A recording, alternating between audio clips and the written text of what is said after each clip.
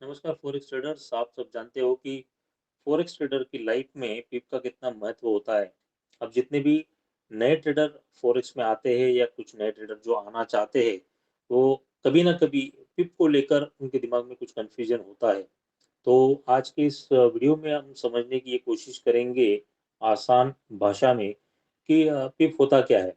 मैं संदेश नांदोड़े आपका स्वागत करता हूँ आप ही के इस चैनल पे। देखिए जी, पिप को कभी पॉइंट इन प्राइस भी कहा जाता है या प्राइस इंटरेस्ट पॉइंट भी कहा जाता है।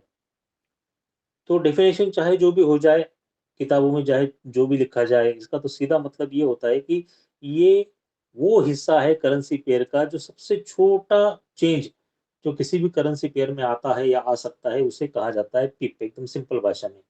So it is the smallest unit of measurement. जब आप ट्रेडिंग करते हो करेंसी पेयर में, तो सबसे छोटा यूनिट जो मेजरमेंट का होता है वो होता है पिप।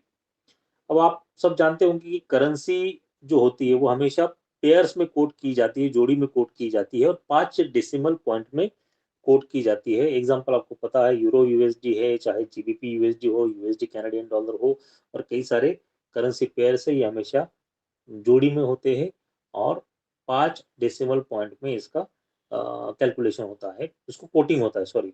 तो अब मैं एग्जांपल आपको लेता हूँ, जैसे कि मैंने ले लिया जीबीपी यूएसडी। अब मान लीजिए जीबीपी यूएसडी का रेट चल रहा है 1.21614। अब इसको हम समझते हैं कि ये क्या है। अब ये जो मैंने आंकड़ा आपको बताया, इसमें जो फोर्थ डेसिमल पॉइंट है आफ्टर डेसिमल का फोर्थ डेसिमल जो पॉइंट है वो होता है पिप, और जो पांचवा फिफ्थ डेसिमल पॉइंट है उसे कहा जाता है फ्रैक्शनल पिप, या इसे पिपेट भी कहते हैं। ठीक है। तो इसका मतलब क्या है कि समझो जीबीपी यूएसडी अगर यहाँ से मूव होके यहाँ से ऊपर जाकर 1.21633 इस लेवल पर आता है, तो इसका मतलब क्या है कि इसमें 1.9 पिप्स का मूवमेंट आया। अब ये मैंने कैसे कैलकुलेट किया, यहाँ पर मैं आपको दिखाता हूँ। जो एंट्री और एग्जिट पॉइंट का डिफरेंस जो मैंने निकाला है वो आता है 1.9 पिप्स। तो ये होता है पिप्स। अब इसको और थोड़ा आसान शब्दों में समझने की हम कोशिश करेंगे। देखिए, मैं यहाँ पर आपको एक पूरा कोट दिखाता हूँ जीबीपी यूएसडी का, जो हमने एग्जांपल में लिया था ऊपर, 1.21614। अब इसमें जो फिफ्थ डेसिमल पॉइंट है उसका पिप वैल्यू क्या हो जाएगा, 0.4 पिप। अगर ये 5 होता तो 0.5 होता, अगर ये 1 होता तो 0.1 होता। ठीक है। फिर जो चौथा डेसिमल पॉइंट है जो अपना पिप होता है, यहाँ पर है 1, तो ये हो गया 1 पिप। अगर यहाँ पे 5 होता तो ये 5 पिप होता। 9 होता तो 9 पिप होता। ठीक है। तो अगर मैं पांचवे और चौथे दोनों पॉइंट को जोड़ देता हूं तो ये क्या हो जाएगा, यहाँ पर 1.4 पिप्स। Got it. अब हम तीसरे डेसिमल पे आ जाते हैं, थोड़ा एग्जांपल को और समझेंगे इसमें। अब जो तीसरा डेसिमल पॉइंट यहाँ पर है वो है 6, तो इट इज 60 पिप्स। तो ये इसका वैल्यू कितना है, यहाँ पर 60 पिप्स है। अगर ये 4 होता तो 40 पिप होता, अगर 1 होता तो 10 पिप होता। अब हम जो आखिरी के 3 आंकड़े हैं इनको अगर जोड़ लेंगे तो ये क्या हो जाएगा, 61.4 पिप्स। ठीक है जी। तो ये होता है पिप, और इस तरह से आपको इसको समझना पड़ेगा हमेशा।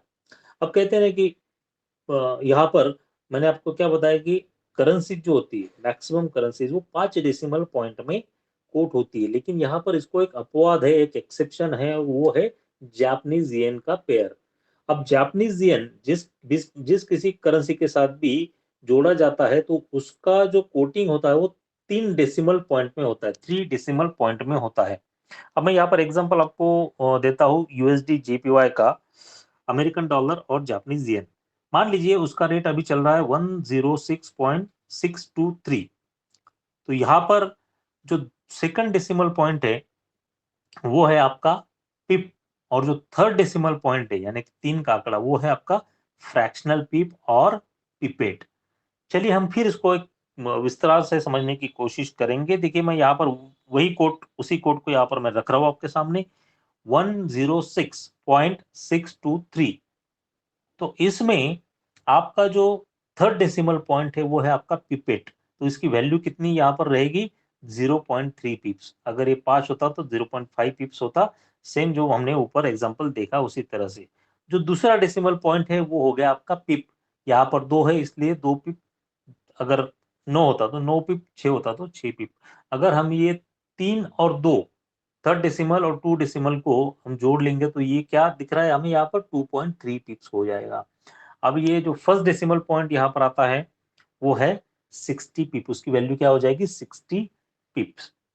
ठीक है जी। तो अगर मैं तीनों डेसिमल पॉइंट्स को एक साथ जोड़ देता हूं तो यहाँ पर ये कितने हैं 62.3 पिप्स। ये जो पिप होता है ये होता है आंकड़ा फ्रैक्शन का। तो आप उसको छोड़ दीजिए फ्रैक्शन का पॉइंट वाला। अब उसके बाद जो पहला आंकड़ा आता है वो है एकक, यानी कि जो 2 है यहाँ पर वो है एकक। जो 6 का आंकड़ा है वो है दशक। फिर जो पॉइंट के बाद का आंकड़ा है 6 वो है शतक। फिर जो आंकड़ा है वो है हजार यानी कि सहस्त्र। और जो पहला आंकड़ा है वो है 10,000। हम इस तरह से इसको उल्टा कैलकुलेट कर सकते हैं और वही उसकी वैल्यू होती है चाहे करेंसी पेयर कौन सा भी हो। ठीक है। तो यहाँ पर मैं आपको एग्जांपल के साथ हम ये समझते हैं कि अगर ये यूएसडी जेपीवाई 106.623 से 106.764 इस ये इतना मूवमेंट इसमें अगर आ जाता है तो इसके मायने क्या होते हैं कि यहाँ पर आपका 14.1 पिप का मूवमेंट आया है, 14.1 का पिप का मूवमेंट आया है। ये आंकड़ा कैसे निकाला, जैसे हमने पहले निकाला था कि एंट्री पॉइंट और एग्जिट पॉइंट का डिफरेंस जो है वो है ये आंकड़ा। ठीक है। उम्मीद करता हूँ दोस्तों आपको ये वीडियो पसंद आया होगा और पिप को लेकर जो भी आपके कंफ्यूजन होंगे वो आपके दिमाग से बहुत सारे निकल गए होंगे। ऐसे ही शॉर्ट वीडियो के लिए हमारे साथ बने रहिए। Thank you. मिलते हैं अगले वीडियो में। धन्यवाद।